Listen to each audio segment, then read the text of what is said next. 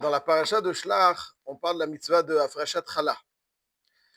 Le pasouk dans Yechezkel nous enseigne que Vereshit harisotechem titnu la kohen. Reshit harisotechem titnu la kohen. Donc les Reshit harisotechem, c'est quoi? C'est harissa, c'est la pâte. Donc avant de consommer cette pâte, les premières consommations devraient être l'objet d'un prélèvement. Je prélève et ensuite je consomme. Reshit harisotechem titnu la kohen. Leaniach beracha el betecha. Donc là, ici, il y a une phrase splendide et dans Yechezkel concernant la frachat chala. Quand il y a la frachat chala, et qu'on donne au Kohen, ça apporte donc une bracha particulière dans nos maisons. Alors, on va essayer de voir un petit peu pourquoi la frachat chala, c'est ça qui fait poser donc la bracha dans une maison, la niach beracha el betecha. Il y a marqué dans Chazal, Bereshit, bara Elokim. Bereshit, Chazal nous explique, Bishvil Reshit. Bereshit, c'est pour le Reshit. Reshit harisotechem. On voit quelque chose de très intéressant. C'est-à-dire l'objectif de la création se concrétise par le biais de la mitzvah de Chala. Bereshit, c'est pour le Reshit, pour la mitzvah de Chala. En quoi la mitzvah de Chala amène à la concrétisation du projet de la création? La mitzvah de Chala, plus particulièrement, qu'est-ce qu'elle a de singulier, cette mitzvah de Chala, qui amène à la concrétisation du projet de la création? Marqué que il y a 3 mitzvot qui incombent donc la femme juive, dont la Chala. Donc, dont la Chala. Pourquoi est-ce que c'est une mitzvah qui incombe particulièrement à la femme juive? Et disent Chazal parce qu'elle a souillé la Chala du monde. C'est quoi la Chala du monde? Adam Arishon. Hachem, donc il y avait un monde, il a prélevé une partie donc de terre, Adam min Adama. Donc c'était un prélèvement de Chala qu'Hachem a prélevé du monde. Et cette Chala, qui est donc l'objet d'un prélèvement, va être malheureusement induit en erreur et abîmé. Pour réparer la souillure de la Chala du monde, qu'est Adam Arishon, qui était Adam Arishon, donc Hachem il demande de prélever la Chala Minaïssa. La Chala Minaïssa est la réparation. Elle reprélève une Chala, elle injecte quelque chose que Adam Arishon aurait dû injecter dans le monde et qu'il a été souillé. Donc elle a abîmé la Chala du monde. Comment est-ce qu'elle répare cette souillure de la Chala qui était Adam Arishon? Adam Arishon était un prélèvement. Chala. C'était un morceau de Chala, Adam Arishon. C'était un morceau de Chala. Ce morceau de Chala, qui était un prélèvement, il a été abîmé. Alors on lui dit, tu as abîmé ce morceau de Chala, prélève la Chala encore une fois. Pourquoi est-ce que le prélèvement de la Chala répare Adam Arishon qui était une Chala? Qu'est-ce que ça veut dire? Un petit peu goûter, c'est des choses. Goûter un petit peu à ça. Et je termine donc sur une dernière petite remarque. Marqué dans Kohelet, Lech echol besimcha lachmecha, ushte belev tov yenecha, כי כבר רצה האלוהים את מעשיך. לך אכול בשמחה לחמך, c'est donc va manger avec joie ton pain. Zo parashat Chala. Zo parashat Chala. Donc ça veut dire qu'est-ce qui nous permet de manger avec joie? Parashat Chala. Donc si on récapitule, il ressent que la Chala est très singulière. Leaniach berachel betecha. Bishvil Chala שנקראת ראשית, בראשית. היא טמאה חלתו של עולם, donc elle doit reprélever la chala. Et לך אכול בשמחה לחמך, זו הפרשת chala. Donc c'est ça qui m'arrive. Qu'est-ce que ça signifie tout ça? Alors voilà ce qu'on peut goûter un petit peu, je propose, à partir d'un enseignement du Shla Kadosh dans la Parashat Hashavua. Le Shla Kadosh dit, je cite pour être précis, parce que le Shla Kadosh c'est un sefer qui est un mélange de Kabbalah, de Moussar, de Pshat, et tout ensemble. Comment il s'appelle le Shla Kadosh? Rabbi Yeshaya Horowitz. Il dit le Shla Kadosh comme ça. Il y a marqué au sujet de la challah, il y a marqué, j'ai du pain, ki lo ala lehem levado yihyeh ha'adam, ki al kol motza pi Hashem. L'homme ne vit pas que sur la matière du pain, mais sur la parole d'Hachem qui lui est insufflée. Il rapporte l'explication du Harizal dans l'Ikouté Torah Parashat Haikev. Qu'est-ce que signifie donc l'enseignement? Donc, ki lo ala lehem levado yihyeh ha'adam. Il dit, la vie, c'est quoi la vie? La vie, c'est le lien entre le spirituel et le matériel. C'est ça, un homme vivant. C'est un homme qui est animé, un corps qui est animé par une âme. C'est ça la vie.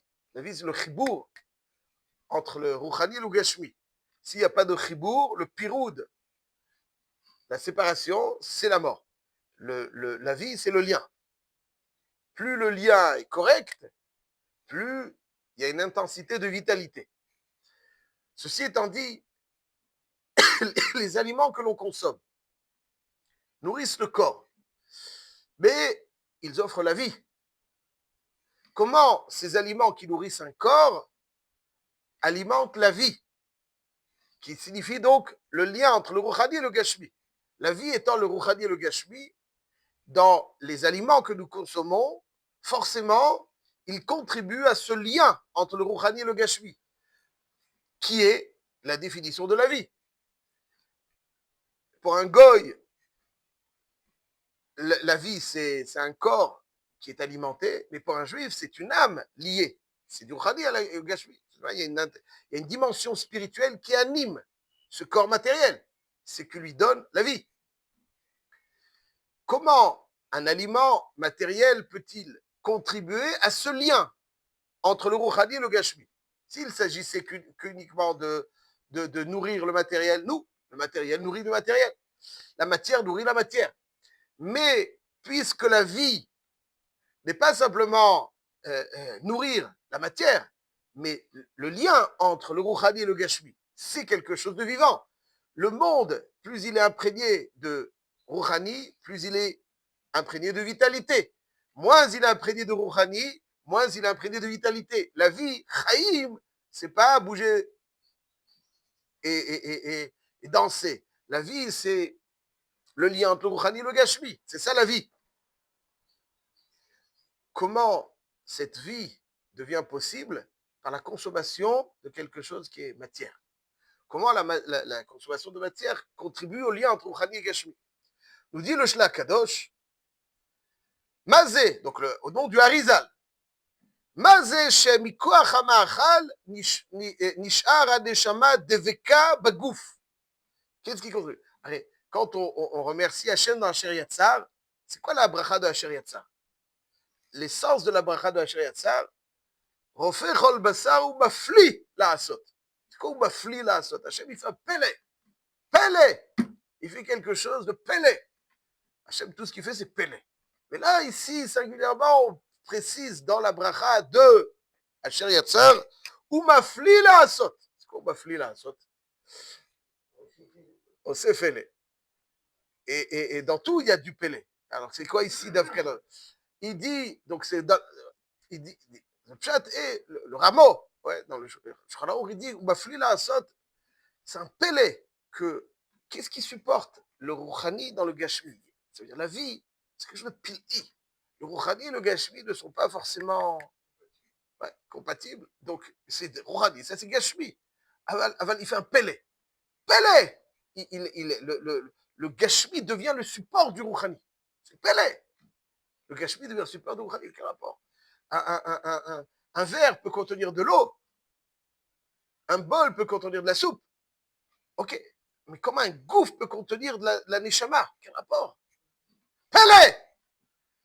La vie, c'est ce lien pélé entre la neshama et le gouffre. Cette osmose entre le spirituel et la matière qui se constitue en tant que support. Si ce support est correctement constitué, donc il constitue ce support. Si Khalila, il y a une faille dans cette matière, donc ce Rouhani est moins bien supporté. C'est intéressant. Le Rouhani, il dépend du Gashmi dans le corps. Donc il y a ici une osmose, il y a un lien harmonieux entre les deux. Ça, c'est où ma flux là. Quand on se nourrit, on alimente ce lien. C'est qui est la vie.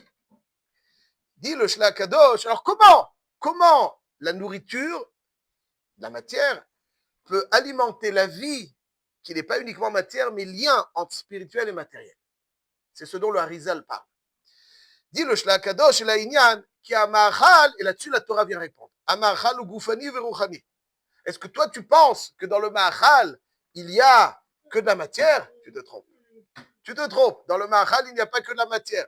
Qui a Mahal ou Goufani verouchani. Qui en davar milemata, she'en bo shefa rouchani milemala, motzio, la poël va marlogdal. C'est-à-dire, toi tu vois le pain, mais sache que dans le pain, il y a quelque chose de rouchani qui l'alimente et qui lui donne donc sa vitalité. Comment est-ce qu'on dit une chose en Lachon HaKodesh? Une chose. Chefetz, un objet. Davar, toute chose. Kol davar. Davar, c'est du mot dibour. Je ne sais pas si dans une autre langue, il y a donc, pour définir une chose, on utilise un terme qui s'apparente à la parole. Oui, mais objet, ça n'a rien à voir avec la parole, M. Cohen. Où est-ce que vous voyez, je ne vais pas vous, en arabe, vous risquez de me sortir quelque chose qui me...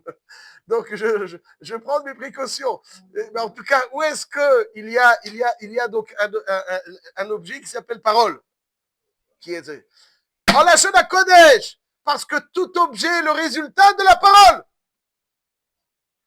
Bidvar Hashem Shamaim Nasu. Kol davar, c'est l'expression du dibour.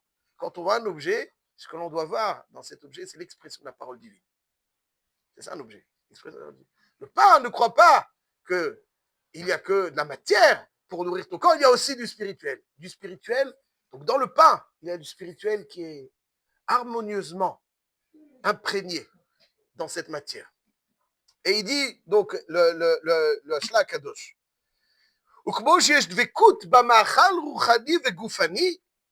ça veut dire que du koach, et là faisons bien attention, qu'il y a la matière, donc du pain, se constitue en support à l'âme qui l'anime.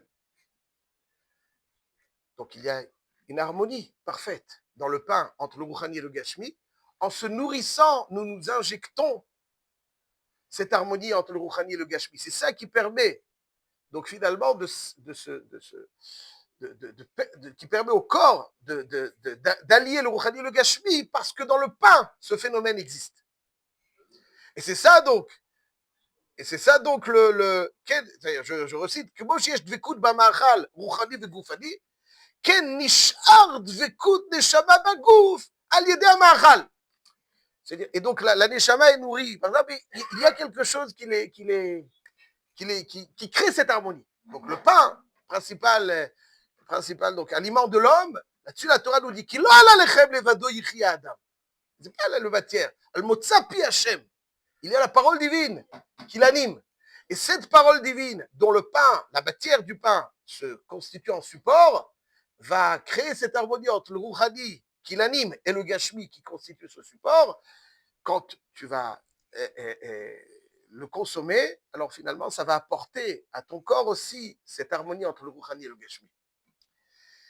Il dit donc, la frachat chala, c'est le déclencheur de cette osmose de Rouhanit qui va imprégner l'ensemble du pain et qui va donc le rendre apte à mener à bien son objectif. La chala, c'est on donne à Hachem, on donne au Kohen, on donne à Hachem, donc à qui Hachem nous a donné au Kohen. Donc on pense à l'origine des choses, on l'imprègne, celui qui donc il l'anime, on imprègne le pain de cette parole en le ralliant à l'origine de cette parole, Et c'est cette parole donc va imprégner correctement cette matière qui va dorénavant alimenter ce lien entre le Rouhani et le Gashmi qu'est la vie d'un homme. Et il conclut le Shla Kadosh, il dit Azaïsa mezaker gouf venefesh haochel. Donc là aussi, le Issa, parce qu'en fait, pour dire les choses très simplement, la mort, c'est de la dissension. La vie, c'est l'harmonie. Lorsque tout ce qui finalement constitue le corps se sépare, les différents composants du corps se séparent, c'est la mort. Lorsque les différents composants sont harmonieux, c'est la vie. L'harmonie, donc, crée la vie. Lorsque ça se sépare, ça se décompose, donc ça, c'est la mort. La vie, c'est l'harmonie. Le lechem alimente la vie parce que lui-même est l'objet donc de cette harmonie. Et celui qui s'imprègne et qui a un gouffre et donc la matière et le spirituel correctement harmonieux en lui, il est capable d'injecter de la vitalité dans le monde qui exige donc cette harmonie. Ça veut dire que dans le monde, pour dire les choses simplement, il y a mi bara ele. C'est où barom enechem ou mi bara ele. Mi bara ele. Qui est-ce qui a créé tout ça? Elohim, le mot Elohim, c'est mi ele. Mi ele. Mi bara ele. Ça veut dire que il y a différentes forces qui sont contradictoires et l'objectif du juif, c'est de rendre tout harmonieux. Des fois, par exemple, j'ai encore un exemple. Pinchas, il a éliminé Zimri ben Salou, n'est-ce pas? Cet acte est un acte de shalom. Parce qu'en réalité, tout ce qui crée dissension véhicule la mort. Tout ce qui crée l'harmonie véhicule la vie. C'est pour ça que Briti Shalom, c'est un acte de shalom, d'harmonie qu'il a fait. Et donc, Pinchas Eliaou, le shalom, même Bagouf, c'est-à-dire que les différents composants de son être vont harmonieusement fonctionner, ce qui va lui donner une vie comme Eliaou. C'est ça le British Shalom, comme ça il dit le Malbim là-bas. Donc l'objectif du juif, c'est créer l'harmonie, c'est-à-dire qu'il n'y ait pas des forces contradictoires qui sont forcément donc, s'ils sont contradictoires, ils ne vont pas créer cette harmonie. C'est de rendre l'harmonie à toute chose. Le pain crée l'harmonie en le Rouhani et le Gashmi, et donc forcément il donne à l'homme aussi cette force de créer l'harmonie et de rallier la matière donc au Rouhani. C'est en ce sens qu'Afrashat Chala est le but de la création. Le but de la création, c'est ce lien. C'est ce lien d'animer, de faire disparaître les apparences contradictoires des différents composants de l'existence pour finalement leur rendre une harmonie et les rallier tous à leur origine. C'est un petit peu la réparation de la faute des Méraglim. N'est-ce pas? Les Méraglim, ils ne voulaient pas, comme on a dit hier, rentrer en Eretz Israël. Le Lechem, en Eretz Israël, Biat Kulchem, quand tout le monde rentre en Eretz Israël, cette harmonie donc sera véhiculée et générée par la Frachat Chala. C'est pour ça que Bishvil, la Chala, c'est ce qui injecte la Rouhaniout de la parole divine qui anime cette matière, qui va donc permettre à l'homme cette complémentarité et cette osmose entre le Rouhani et le Gashmi, qui va lui donner la capacité aussi de créer cette osmose pour ne pas laisser les éléments de la création en apparence contradictoires avec le Rouhani, mais au contraire donc les rallier tous. C'est en ce sens que c'est en ce sens que ça amène la bracha. Parce qu'on sait shalom bimroma, vous assez shalom alenu. C'est comme ça que cette harmonie, c'est ça qui est porteur de bracha, véhicule la bracha, la niar berachal betera, sur cette harmonie entre le rouhani et le gashmi, qui ne soit pas contradictoire, tout rallié, qui ne tire pas vers des pôles opposés, mais au contraire, qu'il tout se rallie vers cet objectif. C'est pour ça que hikil kela chalato shel olam, elle a abîmé donc cette chala. Adam Arishon était une chala parce que finalement c'est lui qui, par sa présence, c'est lui qui crée l'harmonie, qui a injecté dans le monde. Et ça a été abîmé. Donc maintenant, il y a des forces contradictoires. Etzadat, Tovara, et il y a eu des forces contradictoires finalement, apparemment contradictoires. Elle doit le réparer pour recréer l'harmonie avec donc cette afrachat-chala qui va imprégner le Rouhani, le Gashmi, créer cette osmose dans la nourriture qui va alimenter l'homme, cette osmose dans le corps de l'être, qui va lui permettre de le reproduire en lui. Et c'est pour ça que c'est ça, la Simcha. Ça, c'est donc la raison de Afrashat Chala. Donc, on avait soulevé l'Ani Arbe Achel Vetecha. Pourquoi est-ce que c'est Kilkela Chalato Shel Olam? Et c'est aussi donc Kilkela Chalato Shel Olam. Donc, elle doit être Metakenet. C'est aussi donc l'Echol Besimcha. Echol Besimcha, c'est Afrashat Chala. Et surtout Erev Shabbat. Et Shabbat, c'est le Shalom. Shabbat, c'est le Shalom. Ça veut dire Shabbat, c'est le Shalom. Pourquoi? Est-ce qu'on dit Yom Tov Shalom? On ne dit pas Yom Tov Shalom. Hein? On dit Shabbat Shalom. Pourquoi? Parce que le Shabbat, c'est le Shalom. Raza de Shabbat, et Shabbat, dit Achdat beraza de Echad. Le Shabbat, c'est le secret de l'harmonie. C'est ça, le Shabbat, c'est le secret de l'harmonie. Raza de Shabbat, un passage du Zohar Kadosh. Ouais, c'est le secret de l'harmonie. Shabbat Shalom, donc le Shabbat véhicule l'harmonie. Il nous fait goûter à l'harmonie entre le Rouhani et le Gashmi. C'est pour ça que Davka Erev Shabbat, donc il y a cette Afrashat Chala. Et c'est ça qui vient réparer quelque part l'erreur des Meraglim. Et Bezrat Hashem, c'est ce qui nous permettra de créer l'harmonie dans le monde. Et l'harmonie dans le monde, elle se fait pas elle se fait en écartant tous des fois, il y a des éléments qui ne peuvent véritablement contribuer à l'harmonie du monde, qu'il faut essayer de mettre à l'écart pour que vraiment le monde, exactement à l'image de Pinchas, afin que le monde fonctionne, Bezrat Hashem, le plus rapidement possible, le plus harmonieusement possible.